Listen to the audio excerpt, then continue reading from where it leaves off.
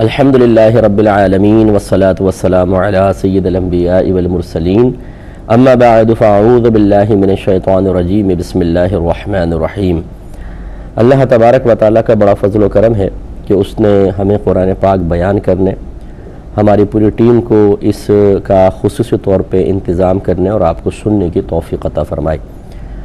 یہ بہت ہی بڑی فضیلت کی بات ہے، سعادت کی بات ہے کہ 15ویں صدی ہجری میں قرب قیامت کے وقت انسان قرآن پاک کو سمجھنے کی اچھی طریقے سے کوشش کرے، اس کے فیوز و برکات سے اپنے آپ کو مالا مال کرے اور حتی الامکان قرآن پاک کی تعلیمات پر عمل پیرا ہونے کی سعادت حاصل کرے۔ ورنہ آپ دیکھیں کہ کروڑوں مسلمان ایسے ہیں بلا مبالغہ کہ جو قرآن پاک پڑھتے ہی نہیں ہیں۔ یعنی ایک تو ہے کہ ترجمہ تفسیر سے انسان پڑھے، وہ پڑھتے ہی نہیں، عربی عبارت بھی نہیں پڑھتے ہیں، اور کروڑوں ایسے ہیں کہ جو صرف عربی کی عبارت پڑھنے کے بعد سمجھتے ہیں کہ ہم نے حق قرآن ادا کر دیا، مزید قرآن کو سمجھنے کے لیے کوئی عملی کوشش کرنے کے لیے تیار نہیں ہوتے ہیں۔ یہ بہت ہی قابل توجہ بات ہے اور قابل تشویش بات بھی ہے۔ اس لیے میں ہمیشہ گزارش کرتا ہوں کہ آپ اپنے بچوں کو اگر ناظرہ پڑھوانا چاہتے ہیں پڑھوا لیں، حفظ کروانا چاہتے ہیں تو وہ بھی آپ کی مرضی ہے، لیکن ساتھ ساتھ بچوں کو تفسیر، ترجمہ، یہ دو چیزیں لازم پڑھوائیں۔ اگر آپ نہیں پڑھوائیں گے، اچھا بعض جگہ ہم نے دیکھا ادارے جی ہم ترجمہ قرآن آپ کو پڑھائیں گے لفظ بلفظ، اس سے کوئی فائدہ نہیں ہوتا۔ اچھی طرح یاد رکھیں، یہ حفظ نفس اس میں ضرور ہے کہ آپ بعض الفاظ کے معانی نکالنے میں کامیاب ہو جائیں گے، لیکن قرآن پاک اگر صرف الفاظ کے معنی نکالنے سے سمجھ میں آ سکتا، جو کہ اس کے نزول کا مقصد ہے کہ قرآن کو اچھی طرح سمجھیں اور عمل کریں، تو اگر یہ ہمیں آسانی سے سمجھ میں آ جاتا تو خود سوچئے کہ صحابہ کرام علیہم رضوان جو عربی اللسان تھے،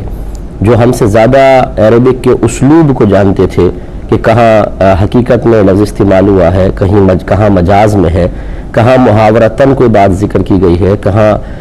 حکم واقعی دینا مقصود ہے اور کہیں حکم نہیں بلکہ مشورہ دینا مقصد ہے، یہ عرب لوگ سمجھ سکتے تھے۔ اس کے باوجود نبی کریم صلی اللہ علیہ وسلم کے بارے میں اللہ تعالیٰ قرآن پاک میں فرماتا ہے کہ یتلو علیہم آیاتہ ویزکیہم ویعلمہم الکتاب والحکمہ، کہ یہ رسول ان کے سامنے قرآن پاک کی تلاوت فرماتے ہیں، ان کا تزکیہ نفس فرماتے ہیں اور انہیں کتاب اور حکمت سکھاتے ہیں۔ اس کا مطلب یہ ہے کہ صحابہ کرام علیہم رضوان جو نبی کریم صلی اللہ علیہ وسلم کے باقاعدہ صحبت یافتہ ہیں اور عربی اللسان ہے، قرآن پاک ان کی زبان گویا کہ ان کی مادری زبان ہے، اس کے باوجود وہ نبی کریم صلی اللہ علیہ وسلم سے سیکھنے کے لیے آتے تھے، سرکار ان کو سکھاتے تھے۔ اس کا مطلب یہ ہے اگر قرآن صرف عربی کی عبارت پڑھ کر سمجھ میں آ جاتا تو پھر تو صحابہ کرام خود عربی اللسان تھے۔ اگر صرف ترجمے سے قرآن پاک سمجھ میں آ جاتا اور ہم اس کا کم حق و فیض حاصل کر لیتے تو صحابہ کرام کو چیز تو پہلے ہی حاصل تھی۔ اس لیے اچھی طریقے سے یاد رکھیں کہ قرآن کو ترجمہ اور تفسیر کے ساتھ اور تفصیل کے ساتھ پڑھیں تاکہ قرآن پاک اچھی طرح سمجھ میں آئے، پھر اس کی تعلیمات کی روشنی میں اپنا محاسبہ کریں۔ اگر آپ پوری زندگی میں قرآن پاک کی چند باتوں پر بھی اپنا ذاتی محاسبہ کرنے کے بعد عمل پیرا ہونے کی سعادت حاصل کر لیں تو بہت کچھ پائیں گے۔ تو یہ مطلب کوئی ناراض نہ ہو کہ اگر کسی ادارے میں ترجمہ قرآن پڑھایا جاتا ہے تو یہ میں اس کے خلاف کہہ رہا ہوں، میں ایسا نہیں بات ہے، لیکن ترجمہ قرآن کا کوئی بظاہر فائدہ نہیں ہے اس اعتبار سے کہ اگر آپ نے ترجمہ ایک ایک لفظ کا لے بھی لیا تو آپ کو مقصود خداوندی کیسے سمجھ میں آئے گا، صرف ترجمے سے نہیں آ سکتا۔ اچھا اگر آپ یہ کہیں کہ جی وہ سامنے استاد سمجھائے گا تو لمیٹڈ سلیبس ہوتا ہے، چند خاص موضوعات کو لے کر انہی کے اوپر تفسیر بیان کر دی جاتی ہے، پورے قرآن کا فیض کیسے حاصل ہوگا؟ اس لیے ضروری ہے کہ اس کو ترجمہ اور تفسیر سے پڑھا جائے۔ تو آج آپ کو پتہ ہے کہ ہمارے الہادی پروگرام میں کسی ایک موضوع کا انتخاب کر کے پھر ہم مختلف اس پہ آیات بھی ذکر کرتے ہیں جو موضوع سے متعلق ہوتی ہیں اور احادیث کریمہ کا ذکر بھی کیا جاتا ہے۔ آج ایک حساس موضوع کا ہم نے انتخاب کیا ہے اور میں نے آپ کو بتایا تھا کہ ہم قرآنی احکام پر غور و تفکر کر رہے ہیں کہ اللہ تبارک و تعالیٰ نے قرآن عظیم میں کن کن باتوں کا حکم ارشاد فرمایا ہے۔ تو تقریباً 500 آیات تو ایسی ہیں جو علماء فرماتے ہیں کہ احکام سے تعلق رکھتی ہیں، یعنی ان میں باقاعدہ حکم ذکر کیے گئے ہیں، لیکن اگر تھوڑا سا غور کیا جائے تو یہ 500 آیات بالکل بنیادی ہیں، لیکن اور جائیں گہرائی میں تو اور احکام بھی آپ کو اس سے بھی کہیں زیادہ تعداد میں مل جاتے ہیں۔ ایسا ہی ایک حکم مزید ہے کہ کسی مسلمان کی پردہ پوشی رکھ لینے کا حکم۔ اللہ تبارک و تعالی نے قرآن عظیم میں اس کی طرف واضح اشارہ فرمایا، اور جو ایسا نہ کرے بلکہ مسلمان کے عیوب و نقائص، اس کی غلطی، چاہے وہ دانستہ ہے نادانستہ ہے، یہ چاہے کہ لوگوں میں عام ہو جائے، اس کے بارے میں سخت وعید بیان فرمائی ہے۔ تو بعض لوگ ایسے تھے، خصوصاً جو منافقین تھے، کہ وہ لوگوں کے اوپر اسی طریقے سے کرتے تھے کہ بہتان لگاتے، کوئی الزام لگا دیتے اور اس کو بہت زیادہ لوگوں میں عام کر دیا جاتا۔ اب آپ خود سوچئے، ایک شریف آدمی ہو اور کچھ بدمعاش قسم کے لوگ اس کے اوپر کوئی الزام لگا دیں اور اس کو عام کر دیں، شور شرابہ مچا دیں، وہ بیچارہ کس کس کے پاس جا کر اپنی وضاحتیں پیش کرے گا اور کس طرح اپنی صفائیاں پیش کر کے اپنی عزت کو بچائے گا۔ اگر کوئی ایسا ہے، جیسے آج کل جدید طرز ہے کہ سوشل میڈیا پر جو چیز لو ہو، کلپ بناؤ، سوشل میڈیا پہ ڈال دو، ایک لمحے میں لاکھوں کروڑوں تک پہنچ جاتی ہے۔ اگر تھوڑی چٹپٹی قسم کی ہوتی ہے تو بس پھر کروڑوں کی تک پہنچ جاتی ہے، اور اگر کوئی غیر چٹپٹی ہوتی ہے تو ہزاروں تو دیکھ ہی لیتے ہیں، سینکڑوں تو دیکھ ہی لیتے ہیں۔ تو یہی بہت بری عادت ہے، اسی کی شدید مذمت ہے کہ اگر ایک تو ہے کہ کسی میں واقعی کوئی عیب ہو، تب بھی شریعت یہ کہتی ہے کہ اس کو لوگوں کے سامنے ظاہر نہ کیا جائے۔ اس کی ایک باقاعدہ تعلیم ہے، اس میں ایک ترتیب ہے جو میں ابھی آپ کی خدمت میں عرض کرتا ہوں۔ اور ایک ہوتا ہے کہ الزام، کسی نے کسی پر بہتان لگایا۔ آج کل بہت آسان ہے بہتان لگانا، بڑے بڑے دیکھیں آپ پروگرام اگر دیکھتے ہو نیوز چینلز پر، کہ اینکر پرسن کوریت کے چیزیں نکالتے ہیں، کوریت کر مہمان ہوتے ہیں، ان سے کراس کوسچننگ کرتے ہیں اور ان کے اندر سے کچھ نکالنے کی کوشش کرتے ہیں، تب بھی جو موضوع ہوتا ہے وہ تشنا رہ جاتا ہے۔ حالانکہ یہ لوگ بہترین تجزیہ نگار ہوتے ہیں، اتنی گہرائی کے ساتھ چیز کو بیان کرتے ہیں، تب بھی کسی کوئی حل نہیں نکلتا بعض اوقات، اور ہوسٹ یا اینکر پرسن آخر میں یوں کہتا ہے اب یہ فیصلہ ہم عوام پر چھوڑتے ہیں، وہ خود فیصلہ کر لیں۔ یعنی 1 گھنٹے کی ڈیبیٹ جس پہ 3-4 بہترین تجزیہ نگاروں نے اپنی رائے کا اظہار کیا ہے، جو مشاہدات پر مبنی ہے، کثیر تجربات پر مبنی ہے اور دیگر ذرائع سے حاصل ہونے والی معلومات پر مبنی ہے، لیکن اس کے باوجود وہ گفتگو تشنہ رہ جاتی ہے اور کسی نتیجے تک پہنچنا بہت ہی مشکل نظر آتا ہے۔ اور جہاں پر اس پہ کوئی ڈیبیٹ ہی نہ ہوئی ہو، جس کے بارے میں کوئی تجزیہ نگار نے کوئی بات نہ کہی ہو، جس کا سیاق و سباق پتہ نہ ہو، جس کے سامنے آپ نہیں بیٹھے، آپ کے سامنے وہ بات کہی نہیں گئی، اس پر آپ کیسے تبصرہ کر سکتے ہیں؟ تو اب ہوتا یہ ہے کہ پھر وہ جہالت میں کوئی گالیاں بک رہا ہوتا ہے، کوئی کسی کے خلاف گندے الفاظ استعمال کر رہا ہوتا ہے، اور صحیح میں آپ کو عرض کروں گا، کوئی سن رہا ہے نوجوان کہ آپ اپنی قبر خود کھود رہے ہیں، اپنے نیک اعمال کی قبر، اپنے درجات کی قبر، اللہ کی بارگاہ میں قرب حاصل کرنے کی قبر، کیونکہ یہ چیزیں دفن ہو جائیں گی۔ آپ اگر خدا نہ خواستہ اسی طرح کسی اللہ کے نیک بندے کے خلاف کمنٹس پاس کر دیں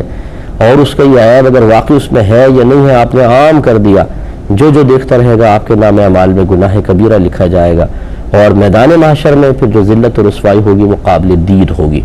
اور یہ انشاءاللہ آگے ہم بتائیں گے۔ تو یہ اچھا، ایک ہوتا ہے کہ مرد کے لیے ساتھ ایسا کرنا، مرد بھی عزت دار ہے اور اس کے لیے بھی بہت پرابلم کریٹ ہو جاتی ہے، خصوصاً اگر وہ بیچارہ ایک معاشرے میں عزت رکھتا ہے۔ اگر آپ ایسی کوئی چیز ڈال دیتے ہیں تو اب وہ کس کو کس طرح فیس کرے گا؟ اپنے گھر والوں کے درمیان رہتے ہوئے بے عزت ہو جاتا ہے آدمی،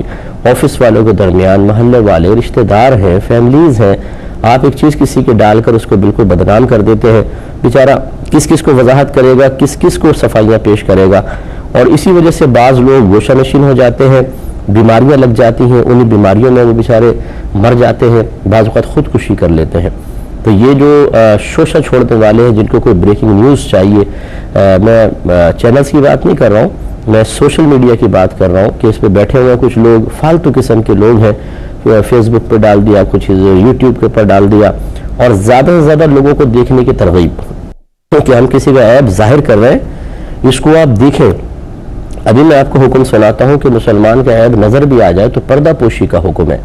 لیکن ہم پردہ چاک کرنے کے لیے تیار ہیں، لیکن اچھی طرح یاد رکھیں کہ یہ مکافات عمل ہوتا ہے۔ بعض اوقات آپ کسی کے پیچھے لگتے ہیں، اللہ تعالیٰ آپ کے پیچھے کسی کو لگا دیتا ہے، اور یہ مکافات عمل ہوتا ہے، اور پھر اپنی ہی عزت بچانا مشکل ہو جاتا ہے۔ تو پہلے اس پر ایک آیت دیکھیں، پھر میں جو مطلب ہمارے روزمرہ معاملات ہو رہے ہیں اس کی امثلہ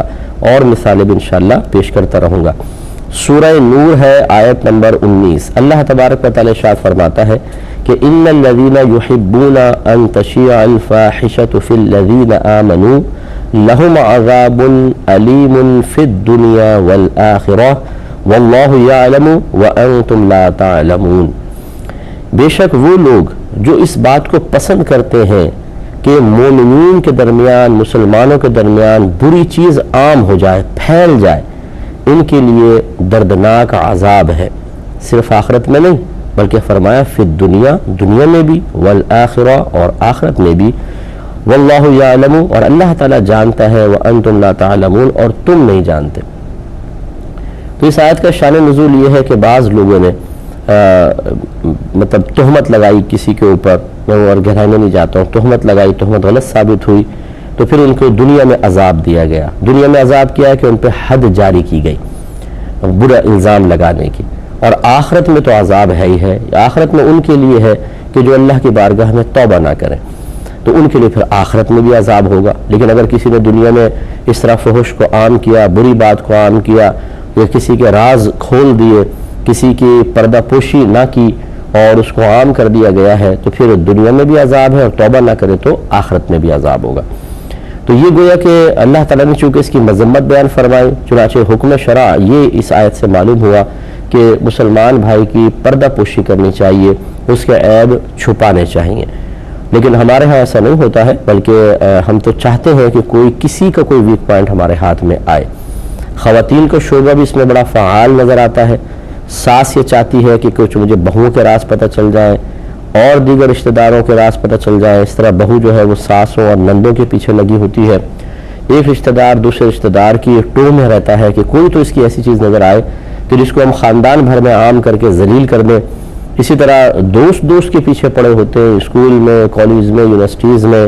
اگر ایک لڑکے کو ایک لڑکی نے لفٹ نہیں کرائی ہے، اس نے تھوڑا سا اس کو ڈانٹ دیا ہے، تو وہ اس کے پیچھے لگ جاتا ہے کہ اب اس کا کوئی ویک پوائنٹ آ جائے تاکہ میں اس کو دنیا بھر میں ذلیل کر دوں، اور کہتے بھی ہیں کہ میں تیرے ساتھ ایسا کروں گا تو منہ دکھانے کے قابل نہیں رہے گی۔ آپ خود سوچیے، اگر یہی چیز، یہی بات آپ کی بہن کے بارے میں کوئی کہے، اور جو کوششیں آپ سوچ رہے ہیں، مطلب جو منصوبے بنا رہے ہیں پھر کوششیں کرنا چاہتے ہیں، اگر اسی طرح کا کوئی منصوبہ آپ کی سگی بہن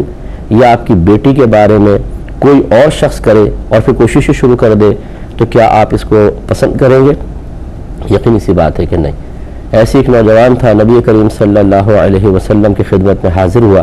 عرض کیا رسول اللہ صلی اللہ علیہ وسلم معاذ اللہ ثم معاذ اللہ۔ اس نے لفظ نہیں کہا تو میں کہہ رہا ہوں، اس نے کہا کہ رسول اللہ مجھے زنا کی اجازت دے دیں۔ تو صحابہ کرام علیہم رضوان جلال میں آ گئے، کیونکہ نبی کریم صلی اللہ علیہ وسلم سے ایک گناہ کبیرہ کی اجازت طلب کرنا کتنا برا ہے۔ صرف سمجھانے کے لیے عرض کر رہا ہوں، جیسے کوئی بیٹا اپنی ماں کے پاس آئے کہ امی میں زنا کرنا چاہتا ہوں، میں کر لوں، ذرا اجازت دیجیے گا، یا والد سے کہے کہ میں زنا کرنا چاہتا ہوں ایک اجنبی عورت کے ساتھ، اس کو گھر میں لا کر، کیا آپ اجازت دیتے ہیں میں گھر میں لے آؤں اس کو؟ تو یقینی سی بات ہے جو غیرت مند اور شریف ہوں گے وہ کس قدر اس کو برا محسوس فرمائیں گے۔ تو اب ہمارے آقا صلی اللہ علیہ وسلم جو پاکیزہ ہیں، معصوم عن الخطا ہیں، اور اتنا اعلیٰ مقام و مرتبہ ان کے پاس آ کر اس قسم کی بات کہنا، تو صحابہ کرام تو بہت پریشان ہو گئے۔ لیکن میرے آقا صلی اللہ علیہ وسلم جو بے شمار خصوصیات رکھنے کے ساتھ ساتھ ایک بہترین ماہر نفسیات بھی تھے، آپ نے ان کو سامنے بٹھایا اور فرمایا کہ ذرا یہ بتاؤ کہ کیا تم یہ پسند کرتے ہو کہ کوئی تمہاری بہن کے ساتھ ایسا کرے؟ کہا کہ نہیں، میں تو اس کو ناپسند کروں گا۔ فرمایا جس کے ساتھ تم زنا کرو گے وہ بھی تو کسی کی بہن ہوگی۔ پھر فرمایا اگر تمہاری بیٹی کے ساتھ کوئی ایسا کرے تو؟ کہا کہ میں اس کو ناپسند کروں گا۔ فرمایا جس کے ساتھ تم زنا کرو گے وہ بھی تو کسی کی بیٹی ہوگی۔ اس طرح سرکار ایک ایک رشتہ گنواتے رہے اور وہ نوجوان انکار کرتا رہا۔ آخر نبی کریم صلی اللہ علیہ وسلم نے اپنا دست کرامت، دست رحمت اس کے سینے پر رکھا اور اللہ تعالیٰ کی بارگاہ میں عرض کی، یا رب کریم اس کے قلب کو زنا سے بیزار کر دے۔ تو نوجوان کہتا ہے جیسے سرکار صلی اللہ علیہ وسلم کا دست اقدس ہٹا ہے، جب میں آپ کے پاس آیا تھا تو خدا کی قسم زنا سے زیادہ کوئی شے محبوب اور مرغوب نہ تھی، اور جب میں آپ کے پاس سے گیا ہوں تو سب سے زیادہ ناپسندیدہ چیز میرے نزدیک زنا ہی تھی۔ تو یہ دیکھیں کتنے پیارا انداز سے سرکار نے سمجھایا. تو جو عورتیں دوسری عورتوں کے راز حاصل کر کے انہیں عام کرنا چاہتی ہیں، اگر کوئی راز ہاتھ میں آ جائے تو فوراً اس بات سوچ لیں کہ ہم کسی کی بیٹی، کسی کی بہن، کسی کی ماں، کسی کی بیوی کی عزت خراب کرنے کے بارے میں سوچ رہے ہیں. اگر ایسا ہمارے ساتھ ہو گیا تو، یا کوئی ہمارے ساتھ ایسا کرتا تو پھر دوسرے کے لیے کیوں پسند کر رہے ہیں؟ ایسے ہی جیسے بھی میں نے مثال دی کہ لڑکیوں کو دھمکیاں دینا کہ میرے ساتھ دوستی کرو ورنہ میں یوں کر دوں گا، میرا کہنا مانو، میرے ساتھ چائے پیو بیٹھ کر ورنہ یوں کر دوں گا، میرے میسیجز کا جواب دیا کرو، میرے ساتھ چیٹ کیا کرو، نہیں کرو گی تو یوں کر دوں گا. سوچئے کہ جس طرح آپ دھمکی دے کر کسی کو ٹارچر کر رہے ہیں، اس کو ذہنی اذیت پہنچا رہے ہیں، ایسا کوئی آپ کی بہن کے ساتھ، بیٹی کے ساتھ کرے، آپ کی زوجہ کے ساتھ کرے تو. اسی طریقے سے کچھ لڑکیاں بھی ایسی ہوتی ہیں معذرت کے ساتھ کہ جو یونیورسٹیز وغیرہ میں وہ لڑکوں کو بلیک میل کرتی ہوئی نظر آتی ہیں، شریف لڑکوں کو، یا کوئی شادی شدہ خیر ہوتا ہے بعض اوقات وہ بھی انوالو ہو جاتا ہے، تو اس کو کہتے ہیں کہ تم نے ایسا نہیں کیا تو پھر میں تمہاری سب میں عام کر دوں گی. اس سے وہ بیچارہ سامنے والا اذیت میں مبتلا ہو جاتا ہے. اگر اس کا بالفرض کوئی قصور ہے بھی، ہماری بات تو اس میں ہو رہی ہے کہ مسلمان بھائی کو اس طرح ذہنی اذیت میں مبتلا کرنا، اور اگر وہ آپ کے مطالبات پورے نہیں کرتا تو اس کو لوگوں کے درمیان بالکل مطلب بے عزت کر دینا، یہ شرعاً بہت بڑا گناہ ہے، ایسا نہیں ہونا چاہیے. خصوصاً جو بلیک میلنگ کرتے ہیں، بلیک میلنگ کہ کوئی تصویریں وغیرہ حاصل کر لی، کچھ اور چیزیں حاصل کر لی، اور پھر وہ مطلب دھمکیاں دیتے ہیں اتنے پیسے دو، یا ہماری کوئی وعد اللہ ہماری خواہشات کو پورا کرو ورنہ تمہارے ساتھ ایسا کر دیں گے. یہ بہت سخت ترین عذاب میں ہوں گے، بہت سخت ترین آخرت میں سخت عذاب میں ہوں گے. یہاں حاصل کردہ جو پیسہ ہے یا تھوڑی سی نفسانی خواہشات پوری کرنے کی لذت، یہ کل ان کو برسوں رلائے گی. موت بھی بڑی سخت آئے گی، اذیت ناک موت ہوگی، انتہائی دردناک موت. چہرے کا رنگ آپ دیکھ لیجیے گا، ایسے لوگ جب مرتے ہیں ان کے چہرے کا رنگ کیسا ہو جائے گا اور چہرہ کیسا بگڑ جائے گا. اور اللہ نہ کرے اگر کوئی نظر والا ہو نا ان کو قبر میں دفنا کے قبر کھول کر دیکھیں، پھر جو مناظر نظر آئیں گے، اگر کوئی اہل نظر ہو اس کو نظر آ سکتے ہیں، یا کوئی کشف قبور کا علم رکھتا ہو، عمل آتا ہو، اللہ تعالیٰ نے اس کو قبور کو مکشف کر دیا ہو، کھول دیا ہو، انکشاف اس کا ہو جاتا ہو، وہ جب دیکھے گا بہت خطرناک انجام ہوگا. پھر میدان محشر میں ذلت، رسوائی، انتہائی ندامت، پچھتاوا، اور پھر سخت ترین جہنم میں اگر اللہ ناراض ہوا تو عذاب ہے. اس لیے ذرا اس پر توجہ کریں. انشاءاللہ نیکسٹ پروگرام میں ہم ان احادیث کو بیان کریں گے جس میں اس کام کی مذمت ہے. اللہ تبارک و تعالی اسے بھی سننے کی توفیق عطا فرمائے. آمین. وآخر دعوانا ان الحمدللہ رب العالمین. میں بہک سکوں یہ مجال کیا، میرا رہنما کوئی